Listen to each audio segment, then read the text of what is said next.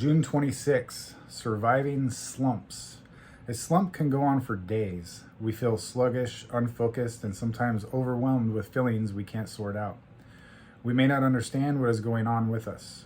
Even our attempts to practice recovery behaviors may not appear to work. We still don't feel emotionally, mentally, and spiritually as good as we would like. In a slump, we may find ourselves reverting instinctively to old patterns of thinking, feeling, and behaving, even when we know better. We may find ourselves obsessing, even when we know that what we're doing is obsessing and that it doesn't work.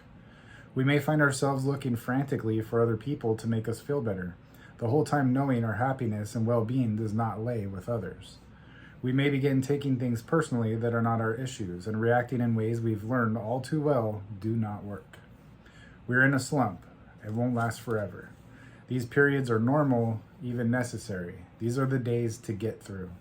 These are the days to focus on recovery behaviors, whether or not the rewards occur immediately.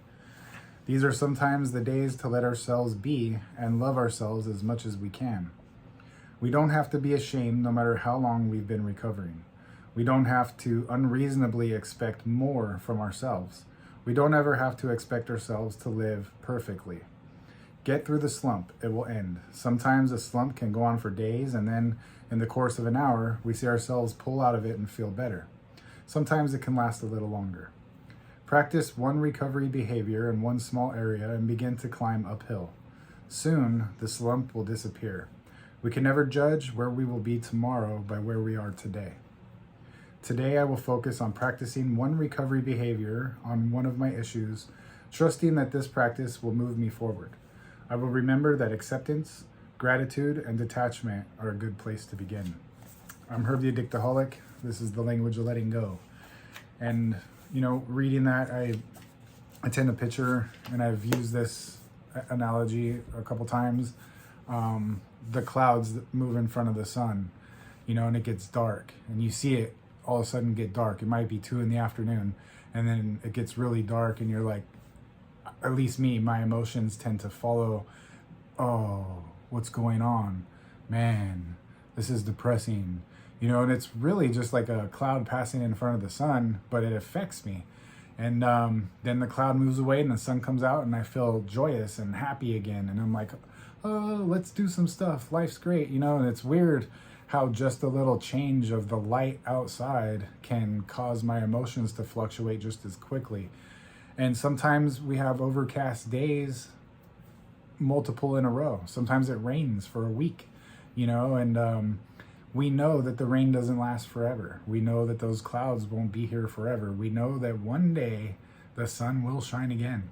And so I try to keep that in mind when I'm going through a slump, when I'm feeling depressed or melancholy or kind of isolated and detached, lonely, all these feelings where I'm not my normal self, because we have spikes up and down. Sometimes we're super happy for no good reason. Sometimes we're super sad for no good reason. And, I try to think about it. I try to live in it, really like grasp the feeling. Think about maybe some reason why that I'm not aware of that I might be feeling that way. Maybe it was a poor diet a couple of days before that. Maybe it was a lack of sleep. Maybe it's something that's going on at work. Maybe it's a relationship. It might be none of those. But I'll try to think about it for a minute. And if I can't figure it out, I move on, and I, like the book says, I get into some work. I do something with my recovery. I hit a meeting, make a phone call, do some step work, be of service, go help somebody. Even if it's not within the recovery field, I'll go maybe help grandma, maybe hit up a neighbor that's been asking me to do some electrical work or something. And I might not be in the greatest mood, but if I get out of my head and start doing something, I'll end up in a conversation that at first I really don't want to have.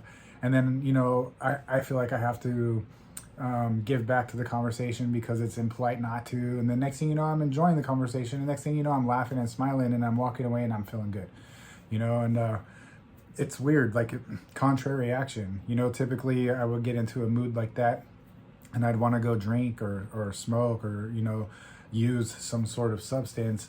and put on some music and dwell. And, you know, not to say that music and living in the feelings is bad. It's just the duration is what counts. You know, if I want to listen to a couple tracks and really feel the sadness, I mean, I think that's okay. But if I carry that on for the course of a couple days at the detriment of the rest of my life and my relationships, then it's probably an issue. So there's a balance, you know, as everything, we have to find that balance. But either way, the clouds will pass, the sun will shine again, and keep doing what you're doing in recovery. And I'm going to keep doing what I'm doing and keep coming back. I hope to see you tomorrow. It works if it works, you work it.